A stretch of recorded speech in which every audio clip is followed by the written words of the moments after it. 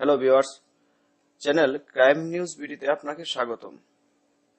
আজ আমরা কথা বলবো চীনের উইগুর প্রদেশের মুসলমানদের নির্যাতনের কিছু বর্ণনা নিয়ে, যেখানে আপনারা লাইভ ভিডিও দেখতে পারবেন। মিহিরগুল তুরসুন তার জীবনের ঘটে যাওয়া কিছু মর্মান্তিক ঘটনা তুলে ধরেছেন জাতিসংঘের প্রেস কনফারেন্সে। আপনারা হয়তো সবসময় শুনেছেন যে মিয়ানমারে মুসলমানদেরকে কিভাবে হত্যা করা হচ্ছে, কতটুকু নির্যাতন করা হচ্ছে, কিন্তু কখনো এটা কি শুনেছেন যে চীনের উইগুর মুসলমানদের কতটুকু নির্যাতন তারা করছেন, যা সারা বিশ্বের মানুষ ঠিক মতো জানে না, যা জানতে দেওয়া হয় না, কোনো মিডিয়া পর্যন্ত সেখানে পৌঁছতে দেওয়া হয় না। সেই করুণ কাহিনী নিয়ে জাতিসংঘে হাজির হয়েছিলেন মিহিরগুল তুরসুন নামক এক চীনা মুসলিম। চীনের উইগুর প্রদেশে জন্ম মিহিরগুল তুরসুনের। প্রাথমিক পড়াশোনা শেষ করে মিশরের একটি বিশ্ববিদ্যালয়ে ইংরেজি পড়তে যান তিনি। সেখানেই প্রেম, তারপর বিয়ে, 3টি সন্তানের জন্ম হয় তার। 2015 সালে নিজের পরিবারের সঙ্গে দেখা করতে চীনে ফিরে আসেন তিনি।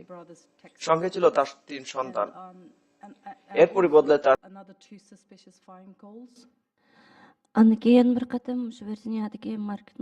জীবন। বাচ্চাদের থেকে আলাদা করে তাকে বন্দি শিবিরে নিয়ে যায় চীন সরকার। বিভিন্ন দফায় তাকে 3 বার আটক করা হয়, চালানো হয় নারকীয় অত্যাচার। মাকে না পেয়ে অযত্নে মারা যায় তার ছোট সন্তান। বাকি 2 সন্তানও এখনো দুরারোগ্য অসুখের শিকার। সোমবার ওয়াশিংটনে চীনের উইগুর প্রদেশের মুসলিমদের উপর চীন সরকারের এই বর্বরতার কাহিনী শোনাতে গিয়ে কান্নায় ভেঙে পড়েন মিহিরগুল তুরসুন। উইগুর প্রদেশের মুসলিমদের উপর চীন সরকারের অত্যাচারের অভিযোগ এই প্রথম নয়। চীনের বিভিন্ন বন্দি শিবিরে আনুমানিক 20 লাখ উইগুর মুসলিমকে বন্দী করে রাখা হয়েছে বলে অভিযোগ বিভিন্ন মানবাধিকার সংগঠনের। সোমবার আমেরিকার ন্যাশনাল প্রেস ক্লাবে পৃথিবীর 26টি দেশে 270 জন গবেষক ও সমাজকর্মী উইগুরদের উপর অত্যাচার নিয়ে সারা পৃথিবীর দৃষ্টি আকর্ষণ করতে যৌথ বিবৃতি দেন। সেখানে আনা হয়েছিল মিহিরগুল তুরসুনকে। অত্যাচার সহ্য করতে না পেরে আমার মরে যেতে ইচ্ছে করছিল। আমি বারবার ওদের কাছে আমাকে মেরে ফেলতে অনুরোধ করেছি। একই সঙ্গে তিনি সামনে এনেছেন তার উপর চলা ভয়াবহ অত্যাচারের পুঙ্খানুপুঙ্খ বিবরণ। 2015-তে দেশে ফেরার পর তাকে 3 মাসের জন্য আটকে রাখা হয়েছিল বন্দি শিবিরে। ওই সময় মারা যায় তার কনিষ্ঠ সন্তান। শুধু তাই নয়, বাকি 2 সন্তানের উপর বিভিন্ন ডাক্তারি পরীক্ষা নিরীক্ষা করা হয়েছিল বলে অভিযোগ রয়েছে মিহিরগুলের।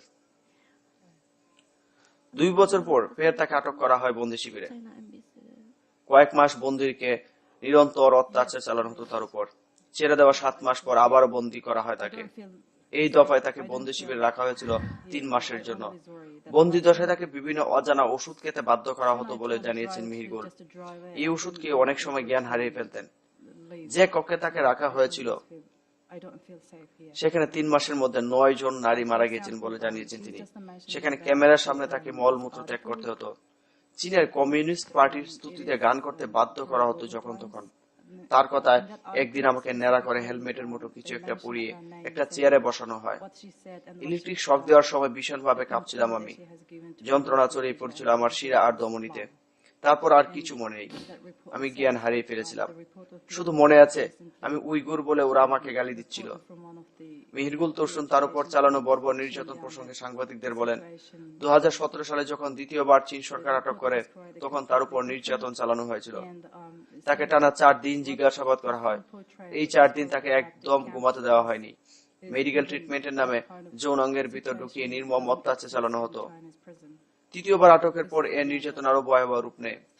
এরপর সন্তানদের নিয়ে মিশরে যাওয়ার অনুমতি পান মিহিরগুল। কায়রো পৌঁছে মার্কিন দূতাবাসে যোগাযোগ করে নিজের ভয়াবহ অভিজ্ঞতার কথা জানান তিনি।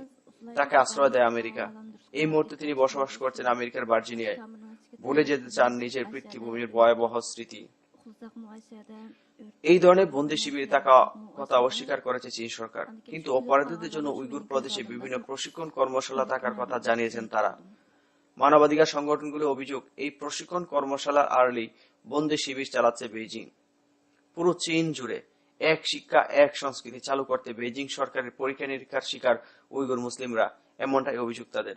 এই অত্যাচারের হাত থেকে পালিয়ে বাঁচতে অনেকে উইগুর প্রদেশে ছেড়ে জীবন বিপন্ন করে পালাচ্ছেন এশিয়া, ইউরোপ, আমেরিকায়। শুধু উইঘুর নয়, চীন সরকারের সাংস্কৃতিক আগ্রাসনের শিকার এই অঞ্চলের খাজাক মুসলিম সহ আরো বেশ কিছু প্রাচীন জনজাতি। ভিডিওটা যদি ভালো লাগে তাহলে অবশ্যই একটা লাইক দিবেন, ভিডিওটা শেয়ার করে সারা বিশ্বের মুসলিমদেরকে চীনের অসহায় মুসলমানদের কথা জানিয়ে দিন।